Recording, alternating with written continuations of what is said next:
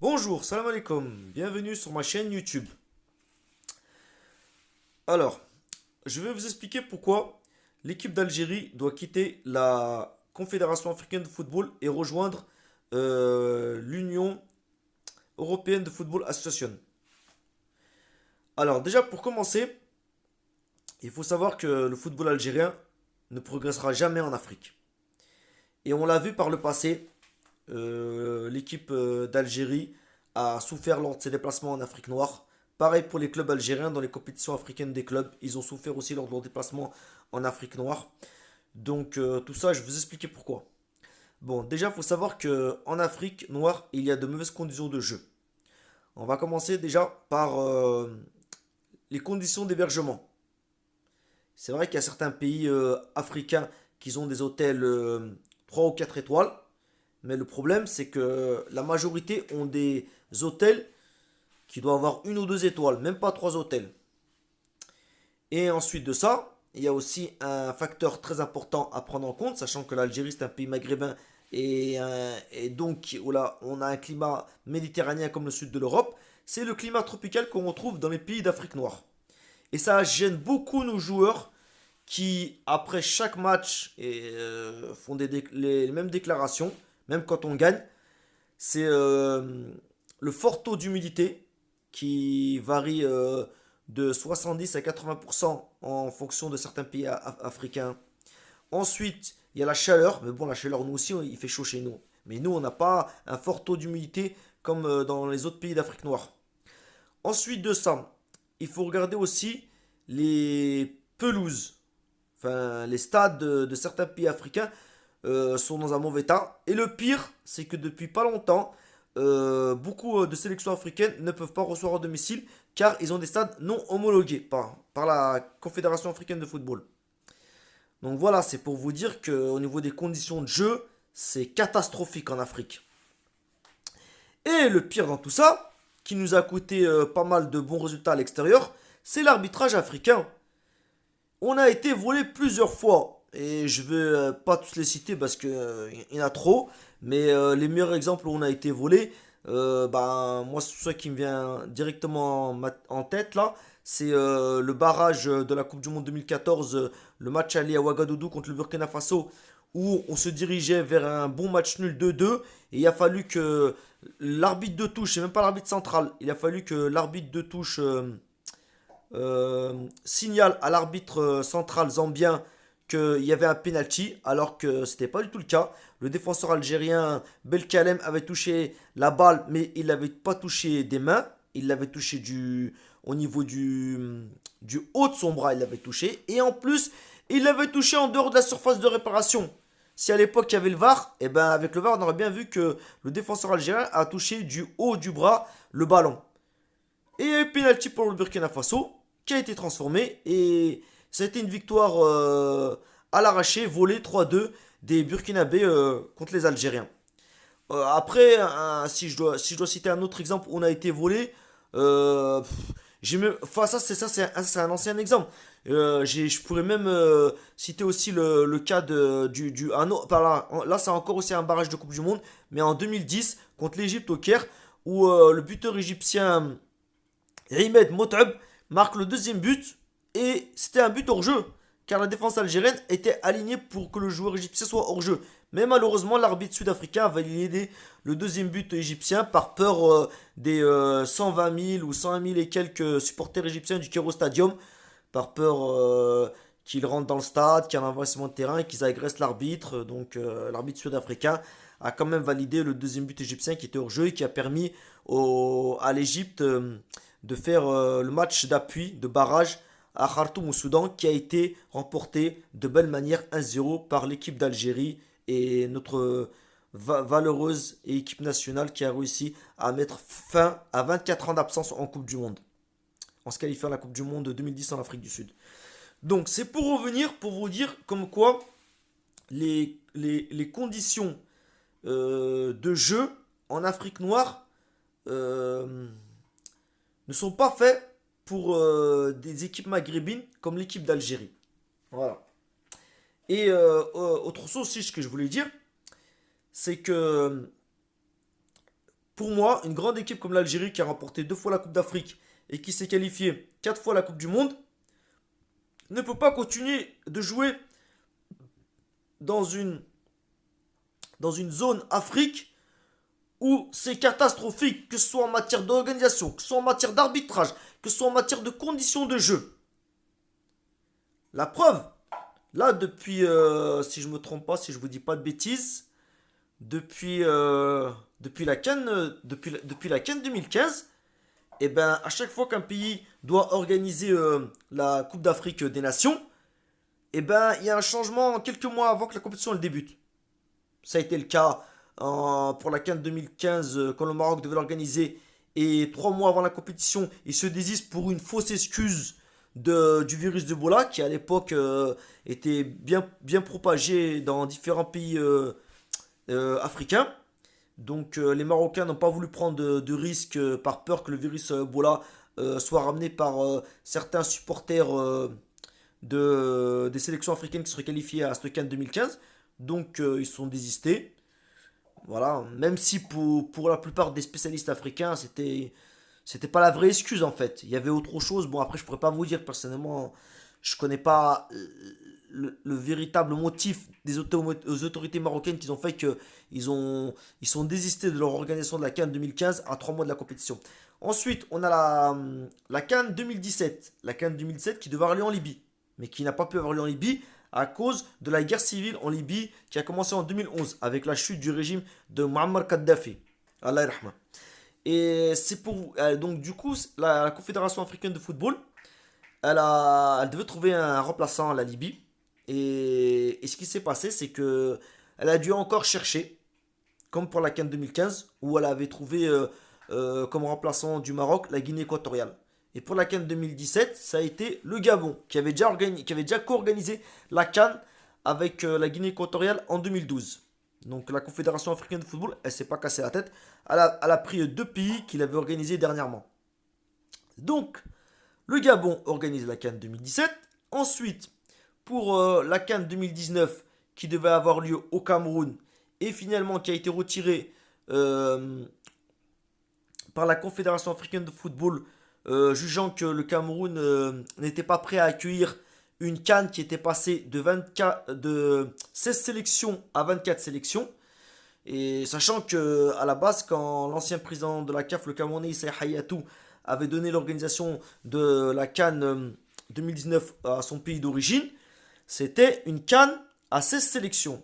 Mais entre-temps, Issa Hayatou, l'ancien président de la CAF, a perdu son poste lors des élections au profit du président corrompu, le malgache Ahmed, qui a carrément, mais, enfin, on critiquait Issa Hayatou au niveau de sa gestion du football africain, mais Ahmed a fait pire. Et en plus, il a fait du favoritisme par rapport au vice-président qui est d'origine marocaine, le corrompu et l'illigible Fouzi Lekja, qu'il faut savoir qu'actuellement, depuis l'année dernière, il est illigible. Pourquoi depuis l'année dernière il est illigible? Parce que ce monsieur-là, président de la Fédération marocaine de football, il occupe le responsable de la fédération de son pays, mais depuis l'année dernière, il cumule 2 postes que la FIFA interdit, politique et sportif. Et il cumule le poste de ministre du budget du gouvernement marocain. Donc déjà, là, il y a un gros problème au niveau de la FIFA. Comment elle a pu laisser ça? Et la FIFA dit bien de ne pas mélanger le sport et la politique. Et à ma connaissance, je connais aucun président de fédération de football qui en même temps est ministre du gouvernement de son pays. Voilà, bon, ça c'était juste entre parenthèses. On va pas s'éterniser sur ce président de la Fédération marocaine de football qui est éligible, corrompu et qui depuis 2017 n'a fait que favoriser et il y a eu le bras long pour aider le football marocain à sortir de sa traversée du Sahara occidental. Alors que le football marocain était dans le trou de 1999 à 2017. Presque 20 ans. où on n'entendait pas parler du football marocain, que ce soit au niveau africain ou au niveau mondial. Alors, je reviens sur la mauvaise gestion du football africain au niveau de la Confédération africaine de football. Donc ensuite, le Cameroun est destitué et donc la CAF décide qu'il organisera la CAN d'après, mais bien sûr en accord avec la Côte d'Ivoire qui elle devait organiser la CAN 2021 et donc du coup qui est reportée à 2023. Donc le Cameroun il organise la CAN en 2022 parce qu'en 2021 à cause du Covid ils ont dû reporter de un an la Coupe d'Afrique des Nations. Et qu'est-ce que j'allais vous dire? Ensuite, pour la CAN 2019, c'est l'Égypte qui a été désignée, car encore une fois, la CAF devait trouver un remplacement au dernier moment. Pour la CAN, je vous disais quoi? Pour la CAN 2023, elle aura bien lieu en Côte d'Ivoire, mais elle a été décalée d'un an. Et là, ça n'a rien à voir avec le Covid, c'est par rapport conditions climatiques en Côte d'Ivoire. Il faut savoir que la période de juin, juillet et même août, à peu près 3 mois, c'est la saison des pluies en Côte d'Ivoire et dans certains pays d'Afrique de l'Ouest. Donc ils ont reporté à janvier 2024 la Coupe d'Afrique des Nations en Côte d'Ivoire. Donc ça revient à ce que je disais au niveau du climat en Afrique noire qui pose problème.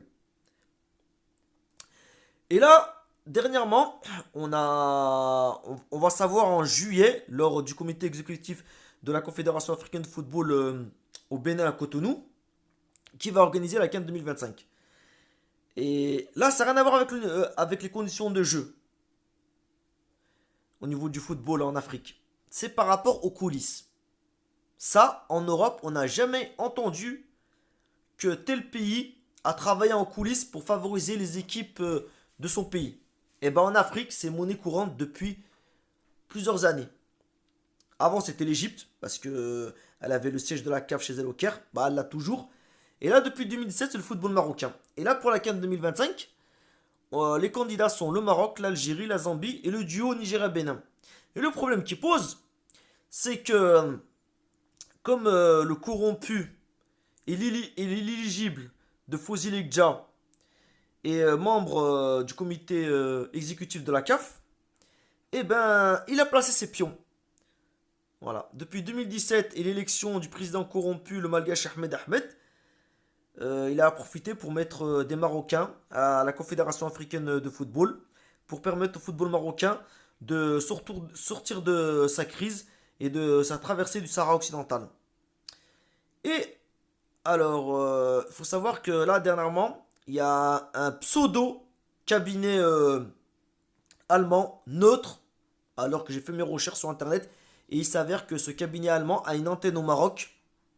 Comment ça se fait qu'on envoie un cabinet européen qui a une antenne dans l'un des 4 pays candidats pour organiser la CAN 2005? Il n'y a qu'en Afrique qu'on voit ça. Et donc c'est pour dire que dans le football africain, et ben quand vous avez un dirigeant qui est présent au niveau de la Confédération africaine de football, qui fait partie du comité exécutif, et ben vous pouvez aider les équipes de votre pays et les clubs de votre pays. Voilà.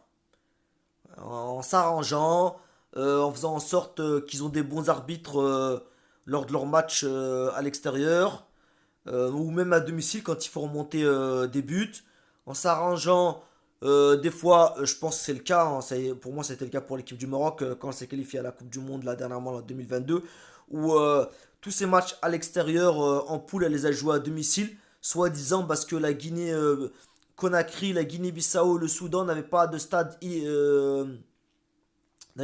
aux normes qui leur permettent de recevoir chez eux. C'est bizarre quand même parce que ces équipes-là, ils commencent la première journée à jouer sur terrain neutre. La Guinée-Conakry avait commencé la première journée contre la Guinée-Bissau à Nouakchott en Mauritanie. Donc elle aurait pu continuer à jouer en Mauritanie contre le Maroc, vu qu'elle ne pouvait pas ressortir chez elle à Conakry. La Guinée-Bissau c'est pareil, vu qu'ils ont joué sur le même terrain en Mauritanie. Le Soudan, son stade, il a même deux stades. Il a le stade d'El Merreikh et d'El Hilal à Khartoum. Et celui d'El Hilal il était éligible pour les matchs du club local dans les coupes africaines, comme la Ligue des champions africaine. Donc c'est bizarre que le Maroc n'a pas joué son match retour au Soudan et il a joué à domicile au Maroc.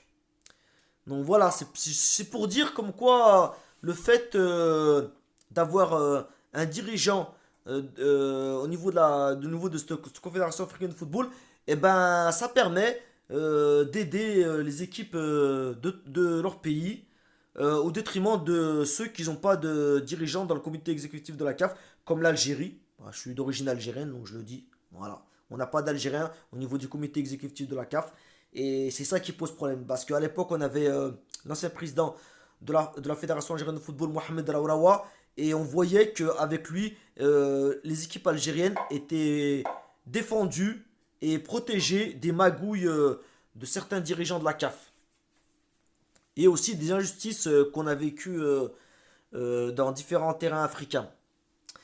Et c'est pour dire, comme quoi, voilà, pour revenir au sujet de ma vidéo, c'est pour dire que la Fédération algérienne de football doit réfléchir et doit se poser les questions, surtout si en juillet, la Confédération africaine de football ne donne pas l'organisation de la CAN 2025 à l'Algérie, sachant que l'Algérie, dernièrement, s'est dotée de nouveaux stades qui sont, y a rien à dire, ils sont magnifiques, c'est des stades que vous retrouvez ce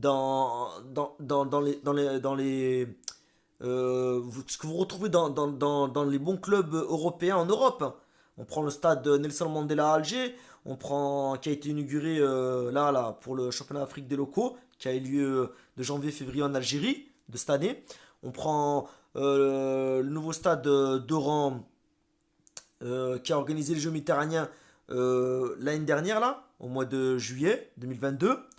On a un nouveau stade qui va bientôt être inauguré, Inch'Allah, au mois de mai, qui se trouve en région de Kabylie, le nouveau stade de Tizi Ouzou, qui a été, qui portera le nom d'un grand moujahid de l'Algérie et un grand homme algérien dans la lutte pour l'indépendance de l'Algérie, Hossein Aït Ahmed.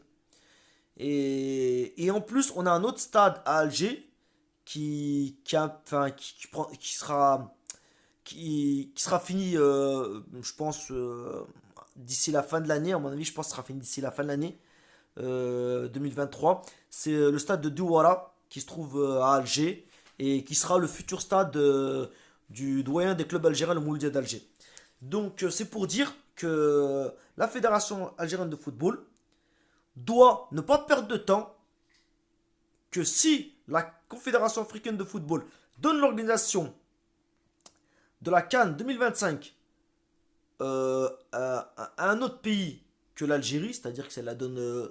Enfin, en ce moment, il y a une grosse rumeur depuis plusieurs mois qui dit que c'est le Maroc qui est favori et qui apparemment est sûr de l'avoir. Et là, ce serait pire parce que ça confirmerait vraiment la corruption et ça confirmerait que la Confédération africaine de football n'est plus crédible aux yeux de tous les Africains.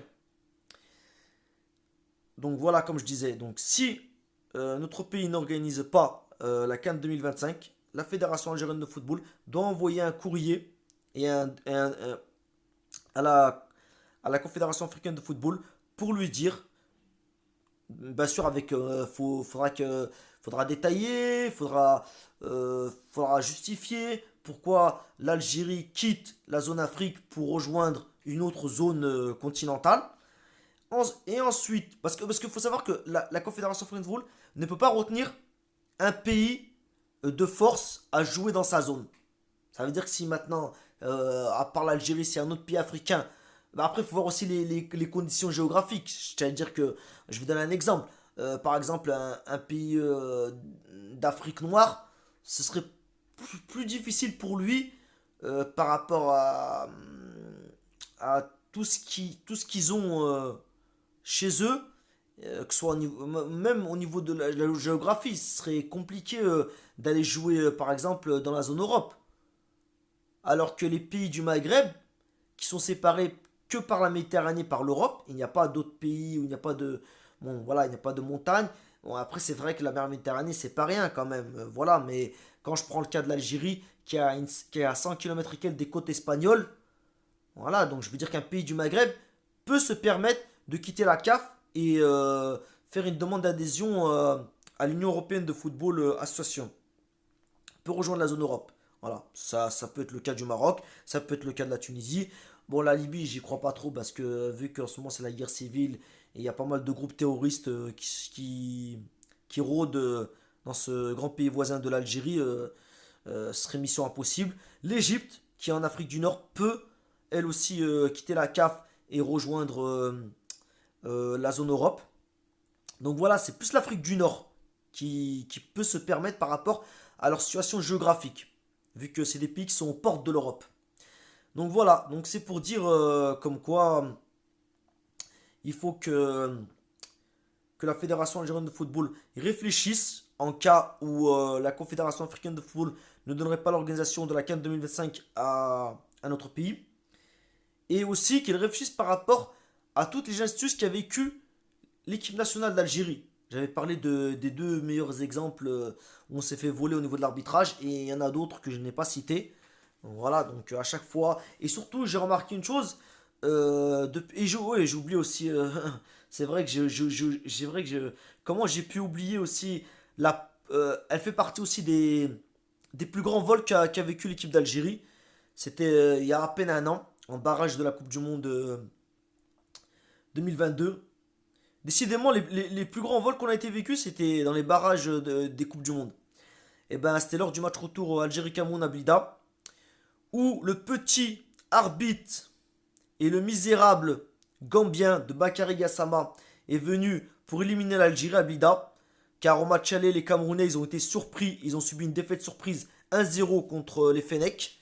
Les Lions indomptables ne s'attendaient pas à perdre contre un adversaire qui leur est si bien depuis qu'ils se rencontrent, depuis que l'Algérie et le Cameroun s'affrontent. Voilà. Et voilà, il a fait son travail, il a validé le premier but camerounais qui était... Et pourtant, il y avait la VAR, hein, pourtant. Et c'est bizarre que les arbitres allemands de la VAR ne l'ont pas appelé pour lui dire qu'il y avait une faute d'un joueur camerounais sur les défenseurs algériens, Aïssa Mandi, qui a bousculé son gardien Raïs Mboli. Donc moi je comprends pas, la VAR elle a servi à quoi ce jour-là? Surtout que c'était une faute flagrante. Donc c'est bizarre que la VAR n'ait pas intervenu. Voilà. Ou à moins qu'elle a appelé le misérable arbitre gambien et qu'elle lui a dit qu'il y avait une faute mais qu'il a rien voulu savoir. Mais bon, ça serait très grave. Donc voilà, le Cameroun il a marqué un but qui n'était pas valable suite à une faute de son joueur sur le défenseur algérien qui a bousculé le gardien algérien. Ensuite, l'Algérie va aux prolongations et légalise grâce à son nouveau joueur, le défenseur Ahmed Touba. Et on était dans les arrêts de jeu. Enfin, on avait égalisé à la 119e minute. On s'est dit c'est bon. On s'est dit là on est qualifié à la Coupe du Monde. On va participer à une 35e Coupe du Monde au Qatar. Et là ça revient toujours à ce que je disais. Le point noir du football africain. L'arbitre gambien Bakary Gassama rajoute 4 minutes d'arrêt de jeu. Bon, après les mauvaises langues, surtout ceux qui ne sont pas d'origine algérienne et qui ont un complexe envers l'Algérie, comme nos voisins de l'Ouest, les Marocains, ou les Africains noirs qui ne nous aiment pas pour je ne sais quelle raison, et les racistes français, vous diront que ouais, mais l'attaquant algérien Islam Slimani, il a perdu du temps. Mais Islam Slimani, il faut savoir qu'il a marqué 2 buts hors jeu dans le match. Un qu'il a marqué en deuxième mi-temps, qui était hors jeu. Mais le deuxième, que Islam Slimani marque de la tête dans la première prolongation, où il touche le ballon de son épaule, du haut de son bras. D'accord? Et en regardant après le match les règlements de la FIFA, eh bien elle dit bien que quand le ballon est touché en haut du bras, il n'y a pas penalty. C'est quand il est touché au milieu du bras qu'il y a penalty. Donc déjà juste pour ça, les mauvaises langues, fermez votre gueule. D'accord? Le joueur en question, il a peut-être perdu du temps. Et ça c'est un truc que tous les footballeurs font dans le monde. Même les grands footballeurs ils l'ont fait pour jouer le chrono. D'accord? Mais ce n'est pas une raison pour que ce misérable arbitre gambien de Bakary Gassama rajoute 4 minutes d'arrêt de jeu. S'il avait rajouté 3 minutes d'arrêt de jeu, les Camerounais ils n'auraient pas marqué le deuxième but. Parce que le deuxième but il est arrivé à la 124e minute. Comme par hasard, il est arrivé à la 4e, dans la dernière seconde du temps additionnel qui a été rajouté. Et en plus, il siffle la fin du match après. Parce que le buteur camerounais, quand il a marqué, il est parti célébrer son but devant les supporters camerounais. Et juste pour ça, l'arbitre aurait dû rajouter 1 ou 2 minutes. Mais il l'a pas fait. Ils ont fait le coup d'envoi, il a sifflé. Donc c'est pour vous dire que le football algérien ne progressera jamais en Afrique tant qu'on sera victime de tous les problèmes négatifs que je vous ai parlé dans cette vidéo. Et Inch'Allah, j'espère que si l'Algérie n'organise pas la CAN 2025, que la Fédération algérienne de football réfléchira et se posera là vraiment la question, même si c'est déjà le cas, est-ce que cette Confédération africaine de football, est-ce qu'elle veut du bien au football algérien? Eh ben pour moi, elle ne veut pas du bien au football algérien. Parce qu'elle a des membres comme le corrompu et comme le Mounefek et le éligible de marocain de Fozil Dja qui est présent depuis 2017 à la Confédération africaine de football pour aider le football marocain, comme je le disais, à sortir de sa crise et de sa longue traversée du Sahara occidental. Plus, il a un deuxième objectif qui ne le concerne pas, c'est de mettre de bâtons dans les roues à l'équipe d'Algérie. Voilà. Faire en sorte que l'équipe d'Algérie soit victime d'arbitrage lors de ses matchs à l'extérieur. Et même à domicile, je dirais que même. Là, je vais vous dire un exemple. Même à domicile, là, dernièrement, là, les matchs qu'on a joués là, à domicile en Algérie, là, on a eu des arbitres qui logiquement, auraient dû faire comme c'est le cas comme c'est le cas chez toutes les grandes équipes africaines qui reçoivent à domicile, avoir un arbitrage maison. On a eu des arbitres qui ont fait un arbitrage en faveur de l'adversaire. Ça, y a rien à dire, ça. L'arbitre soudanais qu'on a eu lors du dernier match, là, Algérie-Niger, là, dans le nouveau stade d'Alger, Nelson Mandela, eh ben, il a fait un mauvais arbitrage. Hein. Il a oublié un penalty à Youssef Belleli. Il a pas mis de carton à certains joueurs nigériens qui étaient agressifs. Et je parle même pas du match retour qui s'est déroulé sur terrain neutre à Tunis, dans le stade de Rades, où l'arbitre malien a refusé un but 100% valable à notre nouveau joueur, Fares Chaibi, le buteur de Toulouse. Et il a fait d'autres erreurs, cet arbitre malien. Et c'est pour vous dire. Donc déjà, avec toutes ces choses négatives, on voit très très bien qu'il y a des membres au niveau de la Confédération africaine de football qui complotent contre l'équipe d'Algérie. Voilà. C'est pour vous dire. Donc il faut que